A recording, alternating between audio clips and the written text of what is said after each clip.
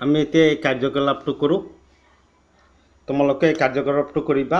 এই কাৰ্যকলাপটো কৰিবলৈ এডাল দণ্ড চুম্বক লাগিব আৰু লোৰ গুৰি ক'ত পাবা? পকী ঘৰ য'ত বনাই আছে মিস্ত্ৰীয়ে হেক্সু ব্লেডেৰে ৰড কাটি থকা দেখিছেনে নাই? তাৰ পৰা গুৰি পৰে নে নাই? এই গুৰিবিলাক আনিবা। এটা লাগি ধৰা পদাৰ্থৰ সহায়ত অংকন ফলিত এখন বগা কাগজ লোৱা। তাৰমানে এটা ডাঠ কাগজত, হয়নে নহয়? ডাঠ আৰ্ট পেপাৰ বা কাঠৰ ওপৰতে, পাতল কাঠৰ ওপৰতে বগা কাগজ অলপ লৈ ইয়াৰ মধ্যভাগত এডাল দণ্ড চুম্বক স্থাপন কৰি তাৰ চাৰিওফালে এনেকৈ লোৰ গুৰি ছটিয়াই দিম। ছটিয়াই দিয়াৰ পিছত আমি কাঠ টুকুৰা বা ডাঠ কাগজ টুকুৰাত এনেকৈ লাহে লাহে টুকুৰিয়াই দিম, হয়নে নহয়? এনেকৈ গুৰি ছটিয়াই দিয়া আৰু এটা নিমখ ছটিওৱা সঁজুলি এই কামত ব্যৱহাৰ কৰে। এতিয়া ফলকখন লাহেকৈ টুকুৰিয়াই দিয়া। এই টুকুৰিয়াই দিলে আমি কি দেখা পাম? কিছুমান লাইনত এই লোৰ গুৰিবিলাক সজ্জিত হৈছে। আমি এই বস্তুটো দেখা পাম। ইয়াৰ পৰা আমি কি কথা গম পাব পাৰোঁ? তাৰমানে চুম্বকৰ উত্তৰ আৰু দক্ষিণ মেৰুৰ মাজত কিবা যোগাযোগ থাকে। এই যোগাযোগটোনো কি, হয়নে নহয়? গুৰিবিলাক এনেকুৱা আৰ্হিৰে কিয় সজ্জিত? এই আৰ্হিয়ে কি প্ৰদৰ্শন কৰে? এই আৰ্হিৰ পৰা আমি কি কথাটো বুজি পাওঁ, হয়নে নহয়? এই আৰ্হিটোৰ পৰা আমি কি কথাটো বুজি পাওঁ? এনেদৰে যুক্ত হোৱা বলে লোৰ গুৰিবোৰক একবিহীয়া আৰ্হিত সজাই তোলে। চুম্বক এডালৰ চাৰিওফালে যি অঞ্চলত চুম্বক এডালৰ বল অনুভূত হয় সেই অঞ্চলত এখন চুম্বক ক্ষেত্ৰ থকা বুলি কোৱা হয়।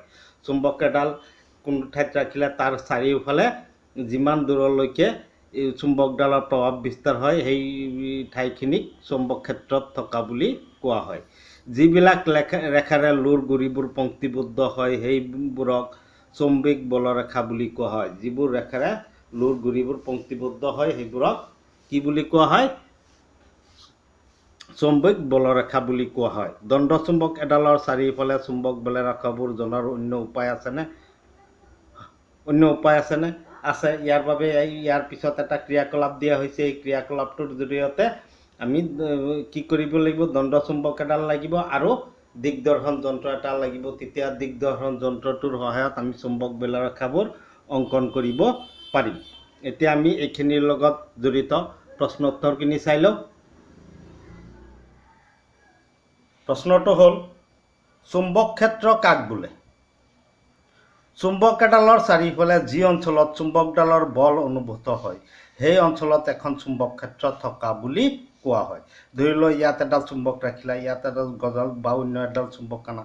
কিমান দূৰৰ পৰা ইয়াক আকৰ্ষণ কৰে সেই অঞ্চলটো, মানে যিমান দূৰলৈকে ইয়াৰ চাৰিওফালে আন অন্য চুম্বক বা অন্য চুম্বকীয় পদাৰ্থৰ আকৰ্ষণ বা বিকৰ্ষণ কৰিব পাৰে সেই অঞ্চলটোকে চুম্বক ক্ষেত্ৰ থকা বুলি কোৱা হয়।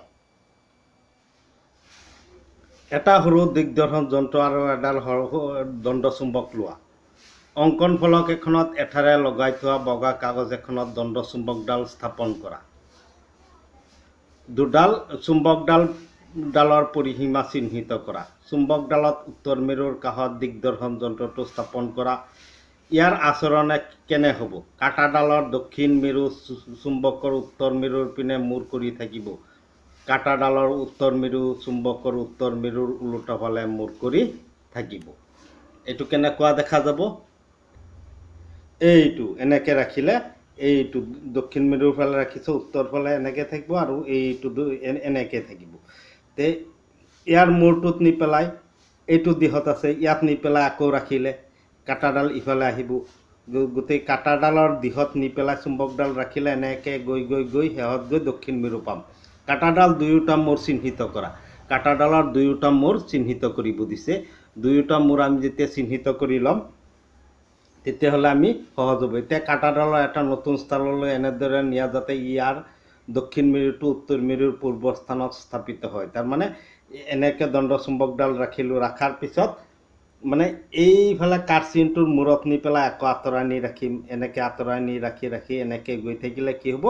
আমি এইফালে গৈ উপস্থিত হ'ম, হয়নে?